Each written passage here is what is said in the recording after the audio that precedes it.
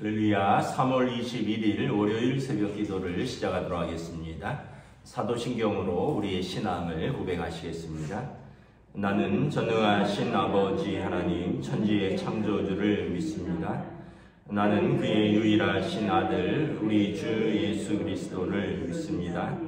그는 성령으로 잉태되어 동정녀 마리아에게서 나시고 본디오 빌라도에게 고난을 받아 십자가에 못 박혀 죽으시고 장사된 지 사흘 만에 죽은 자 가운데서 다시 살아나셨으며 하늘에 오르시어 전능하신 아버지 하나님 우편에 앉아 계시다가 거기로부터 살아있는 자와 죽은 자를 심판하러 오십니다. 나는 성령을 믿으며 거룩한 공교회와 성도의 교제와 죄를 용서받는 것과 몸의 부활과 영생을 믿습니다. 아멘. 찬송가 279장 찬양하시겠습니다. 찬송가 279장입니다.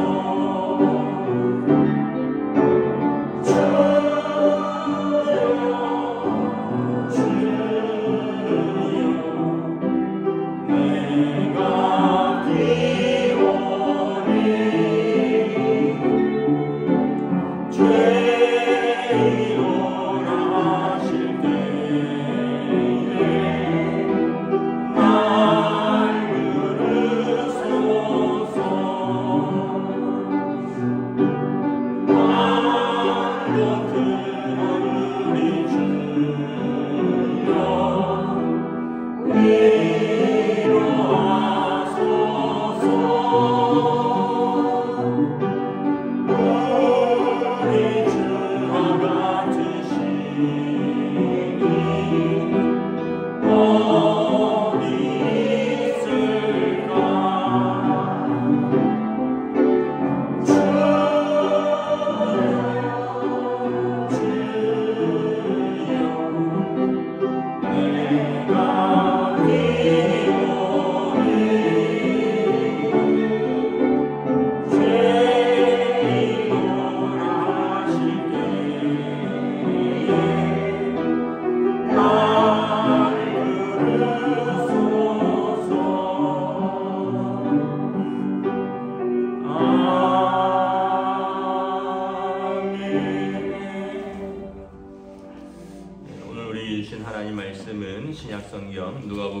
22장 54절에서 62절까지 말씀입니다. 신약성경 누가복음 22장 54절에서 62절까지 말씀입니다. 다 찾으신 줄 알고 저와 여러분들이 한 절씩 교도하도록 하겠습니다. 누가복음 22장 54절에서 62절입니다. 예수를 잡아 끌고 대제사장의 집으로 들어갈새 베드로가 멀찍이 따라가니라. 사람들이 뜰 가운데 불을 피우고 함께 앉았는지라. 베드로도 그 가운데 앉았더니 한 여종이 베드로의 불빛을 향하여 앉은 것을 보고 주목하여 이르되 이 사람도 그와 함께 있었느니라 하니 베드로가 부인하여 이르되 이 여자여 내가 그를 알지 못하노라 하더라. 조금 후에 다른 사람이 보고 이르되 너도 그 도당이라 하거늘 베드로가 이르되 이 사람아 나는 아니로라 하더라. 한 시간쯤 있다가 또 한 사람이 장담하여 이르되 이는 갈릴리 사람이니 참으로 그와 함께 있었느니라. 베드로가 이르되 이 사람아 나는 내가 하는 말을 알지 못하노라. 아직 말하고 있을 때 닭이 곧 울더라. 주께서 돌이켜 베드로를 보시니 베드로가 주의 말씀 곧 오늘 닭 울기 전에 내가 3번 나를 부인하리라 하심이 생각나서 함께 읽습니다. 밖에 나가서 심히 통곡하니라. 아멘. 할렐루야.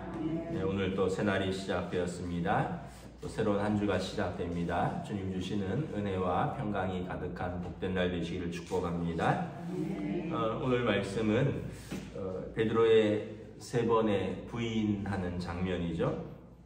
예수님께서 잡히셔서 밤새도록 대제사장의 집에서 신문당하십니다. 불법 구금이고 불법 체포, 불법 구금, 불법 신문이죠. 여러분 우리나라는 밤에 24시간 조사하는 것을 법으로 금지하고 있습니다. 밤에는 재워야 되고 근데 이제 예수님 같은 경우는 뭐 영장도 없었고 불법 체포고 불법 구금이고 밤새도록 불법 신문하고 그러니까 이 모든 것이 불법으로 이루어진 재판이었습니다. 예수님이 잡히셨을 때 모든 제자들이 흩어졌습니다. 그런데 한 사람이 그래도 예수님이 어찌 되는가 싶어서 따라갔습니다. 이 제자는 베드로입니다. 근데 베드로가 보면 54절에 보면 멀찍이 따라갔다. 그러니까 베드로도 매우 두려웠던 거죠. 예수님을 끝까지 따르겠다라고 나름대로 노력을 했죠. 호언장담했죠.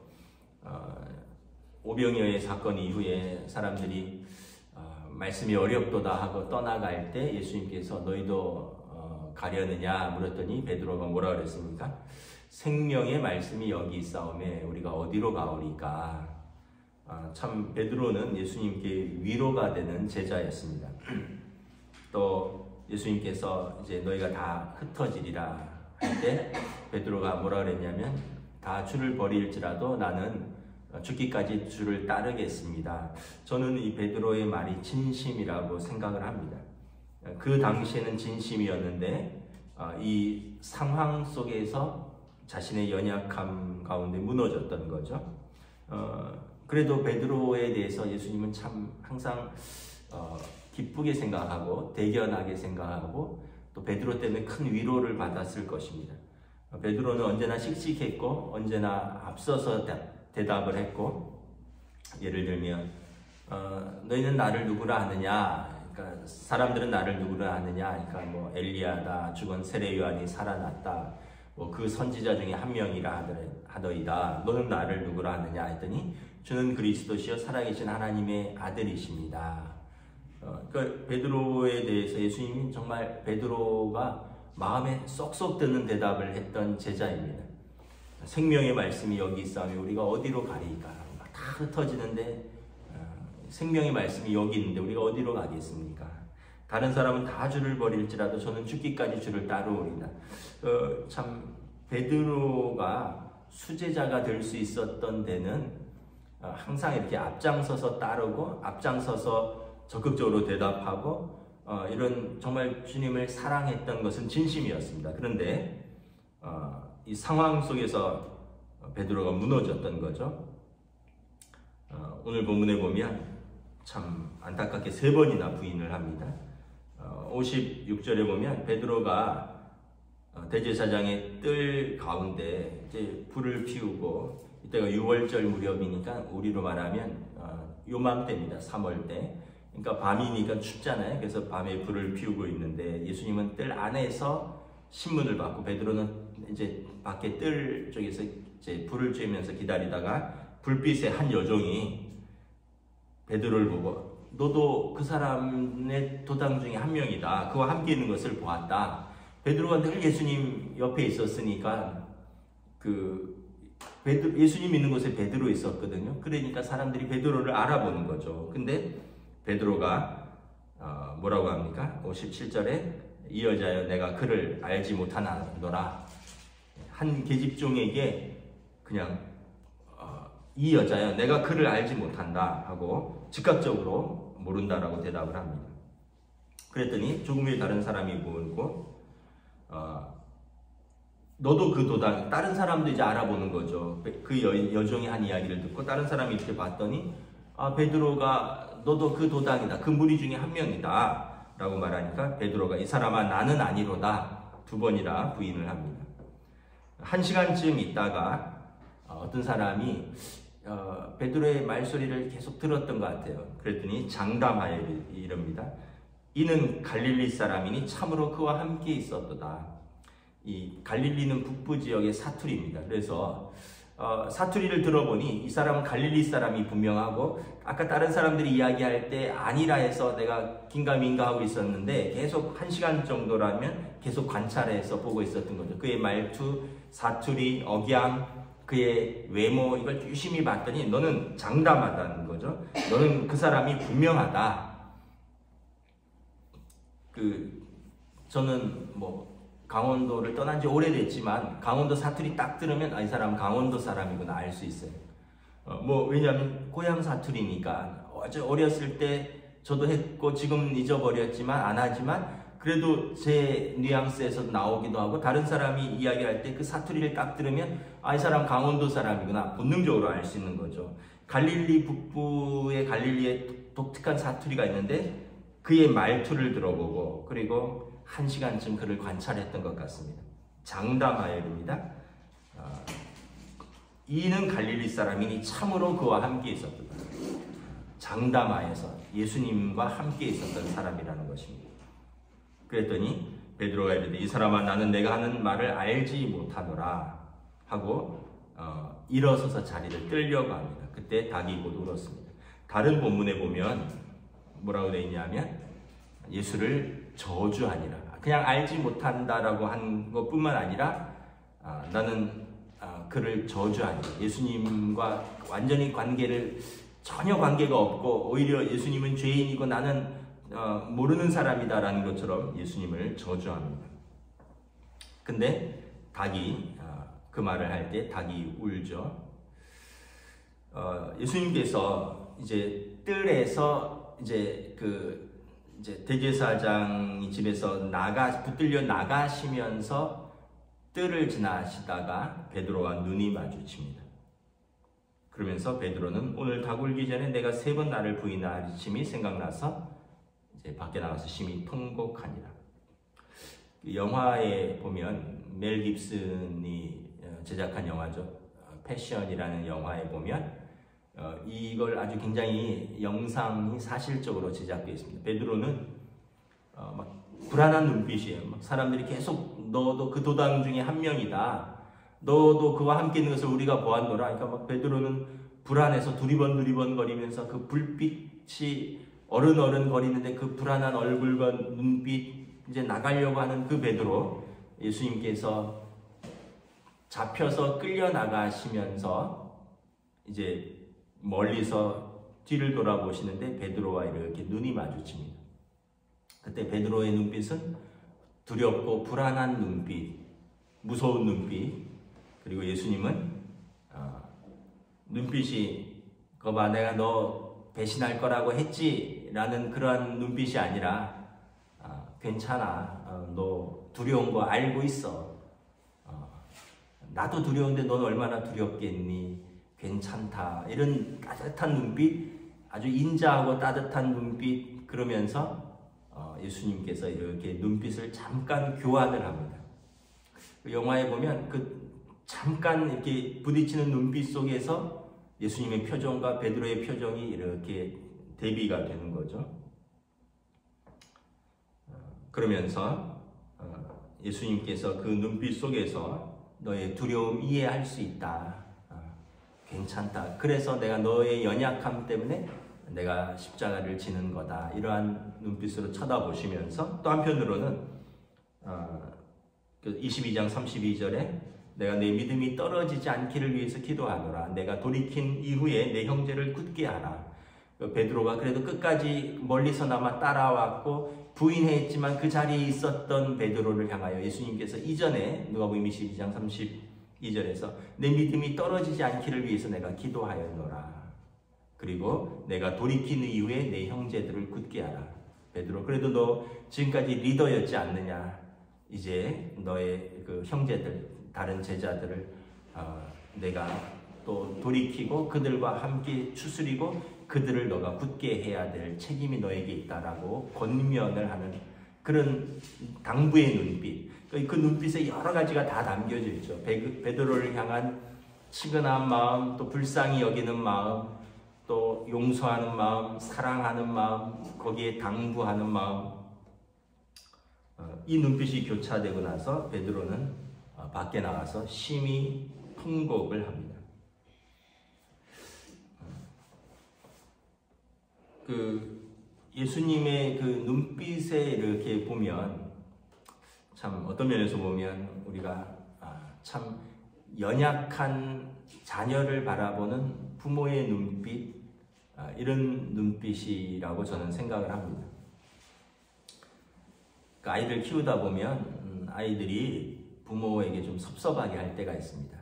다 큰 줄 알고 대들기도 하고 뭐 사춘기 지나면서 자기 자아가 자라면서 부모랑 충돌하고 뭐 조그만 이야기 삐지고 뭐 한두 줄 얘기도 안 하기도 하고 뭐 그런데 그러면 참 어떤 면에서 보면 뭐 안타깝기도 하고 화도 나는데 저는 이제 그러다가 문득 그런 생각들이 납니다. 어렸을 때 아이들이 다 어린이집을 이렇게 부모랑 떨어져서 어린이집 갈 때 매우 두려워했었어요.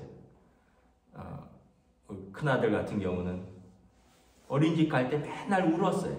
제가 그때 부가교회 부목사인데 그래서 제가 아침에 9시 한 반에 출근하면서 맨날 업어서 어린이집에 데려다 줬었어요. 둘째 아들 같은 경우는 미국에서 어린이집 다녔는데 거기는 이렇게 철조망이 있어요. 철조망. 학교에 철조망이 있어요. 워낙 보안 때문에 총기 사고도 있고. 그래서 이렇게 아이를 철조망 너머로 선생님한테 딱 인계해주면 애가 철조망을 잡고 우는 거예요. 그러면 참 그 철조망을 사이에 두고 애는 그걸 잡고 울고 떨어뜨려 그러면서 이제 그걸 익숙해질 때까지 그 맨날 그랬던 과정을 반복하고 혜인이도 막내도 그때 뭐 한 3살 이때죠. 뭐 2살 조금 넘었을 때 미국에서 갔는데 어린이집에 갔더니 뭐 허연 애들도 있고 검은 애들도 있고 막 자기보다 등치 큰 애들도 있고 애가 막 당황해서 막 울기도 하고 안 간다고 하고 가서 밥도 안 먹고 그래서 제가 저도 참 그 열심으로 어린이집을 3번이나 옮겨줬어요. 제가 교육청에 찾아가서 이렇게 3번이나 옮겨주고 밥을 안 먹으니까 그 옆에 앉아서 같이 밥도 먹어주고. 근데 이 녀석들이 다 컸다고 이제 막 아빠한테 대들기도 하고 아빠 말귀도 못 알아듣는다 그러고 뭐 아빠 바보라 그러고 막 그러는데 옛날 생각이 이렇게 나면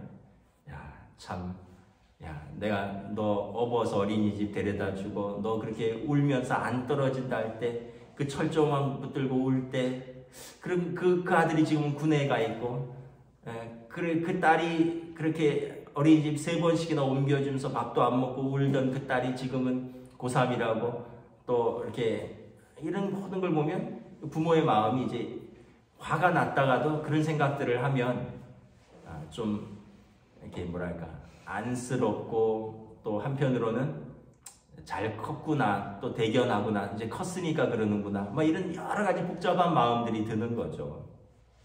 여러분, 이게 부모의 마음이죠. 다 컸다고 해서 자식이 아닌 것은 아닌 거죠. 어제 부모님하고 이렇게 식사를 했는데 뭐 끝까지 어쨌든 숟가락을 들고 있는 사람은 아버지랑 전데 그러면서 뭐 이런저런 얘기를 하다가 어렸을 때부터 뭐 남으면 끝까지 앉아서 먹었던 사람이 저다, 뭐 이런 얘기들을 뭐 이런 얘기 속에서 이렇게 나오기도 했는데, 어떤 면에서 보면 부모 입장에서는 나이가 50이 넘어도 자식이고 20살이 넘어서 똑똑한 것 같아도 다 어렸을 때 업어 키우고 안아 키우고 찔찔 울던 거 손 붙들고 다니던 그 자식이고 그런 거죠. 그 예수님이 볼 때 베드로가 그런 마음이시지 않았을까.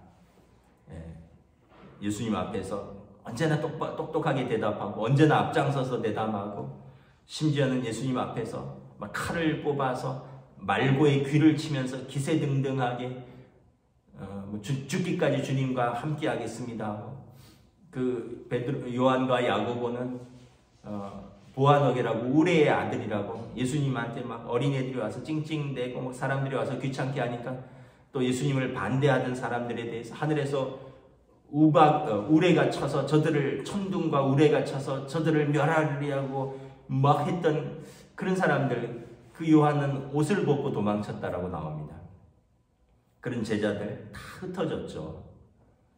그런 걸 보면서 예수님이 그 12제자에 대한 마음, 심지어는 배신했던 가룟 유다까지 예수님이 미워했다기보다는 안쓰럽고 안타깝고 가련하고, 그러면서 자기에게 주신 사람들을 사랑하되 끝까지 사랑하니라. 주님의 마음과 제자의 마음은 또 이렇게 다른 거죠. 부모의 마음과 자식의 마음이 다르듯이 예수님께서 이 베드로를 사실 3번 부인했다는 것은, 3번이란 뜻은 이렇게 완전하다, 이런 완전히 부인했다라는 것입니다. 심지어 저주까지 했다니까. 그러나 예수님은 베드로가 그럴 걸 알고 있었습니다. 그래서 내 믿음이 떨어지지 않기를 위해서 내가 기도하노라. 그리고 내가 돌이킨 이후에 너가 그래도 리더니까 너가 내 형제들을 굳게 해라 하고 베드로에게 부탁하셨던 거죠.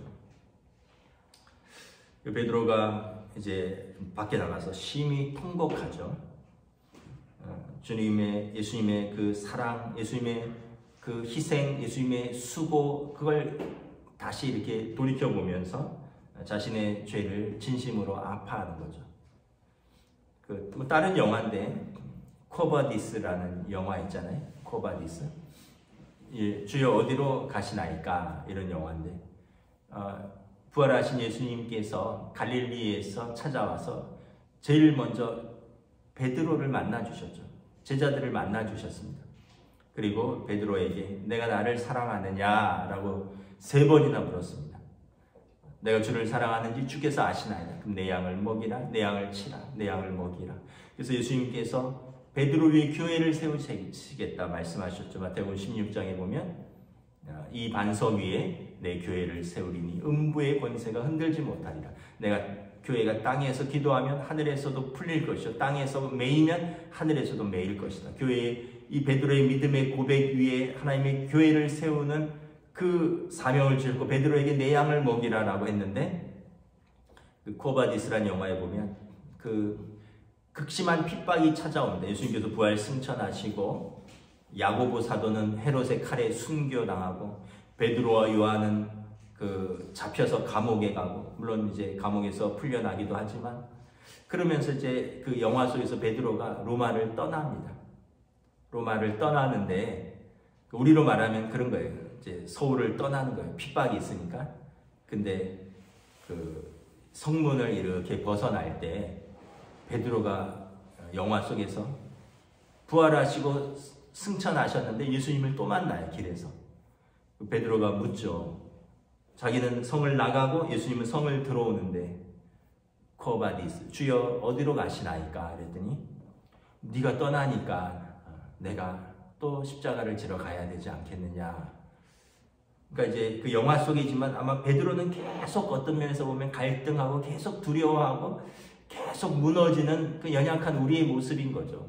3번이나 부인하고 또 용서받고 또 주님이 찾아오셔서 3번이나 그의 사랑을 확인했는데도 그 두려움 또 현실의 어려움 속에서 베드로가 아마 또 이렇게 떠나는, 아마 영화의 설정이겠지만 그랬더니 베드로가 아닙니다. 주여 내가 돌아가겠습니다.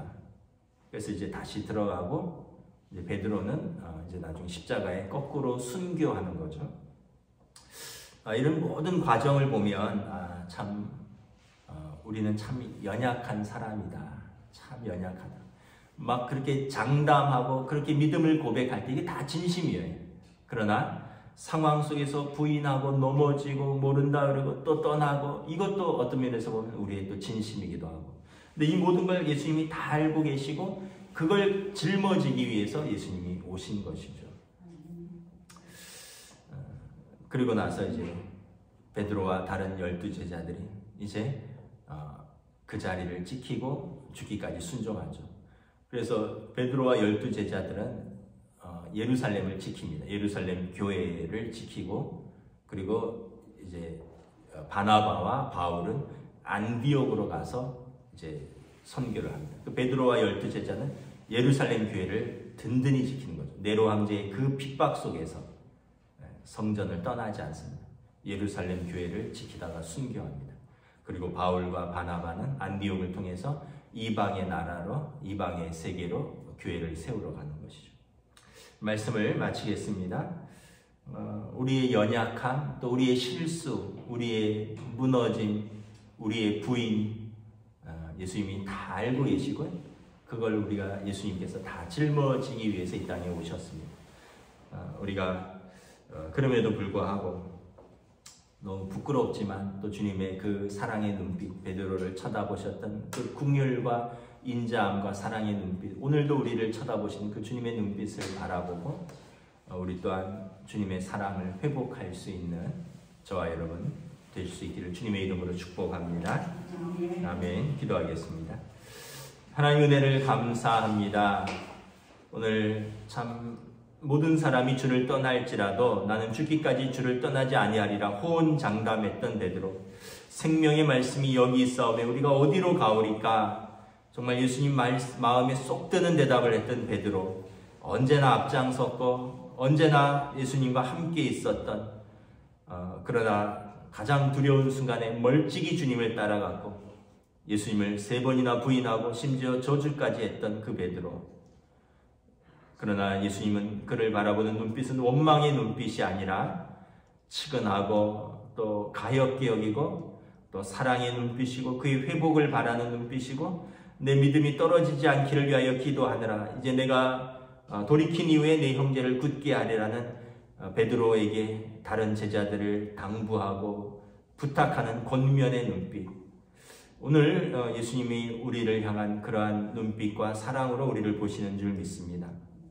우리는 우리의 삶의 자리에서 늘 연약하고 늘 부족하고 늘 실수하고 늘 넘어지는데 주님은 그러한 우리를 포기하지 않으시고 늘 사랑의 눈빛으로 바라보시면서 괜찮다, 그러한 너를 위하여 내가 십자가를 지겠노라 말씀하시는 우리 주님의 사랑을 기억하며 이 사순절 기간에 주님의 사랑, 주님의 또 말씀을 깊이 마음에 새기는 귀한 시간으로 인도하여 주시옵소서. 감사를 드리오며 우리 주 예수 그리스도 이름으로 기도드리옵나이다. 아멘. 하늘에 계신 우리 아버지의 이름을 거룩하게 하시며 아버지의 나라가 오게 하시며 아버지의 뜻이 하늘에서와 같이 땅에서도 이루어지게 하소서. 오늘 우리 일용할 양식을 주시고 우리가 우리에게 잘못한 사람을 용서하여 준 것 같이 우리 죄를 용서하여 주시고 우리를 시험에 빠지지 않게 하시고 악에서 구하소서. 나라와 권능과 영광이 영원히 아버지의 것입니다.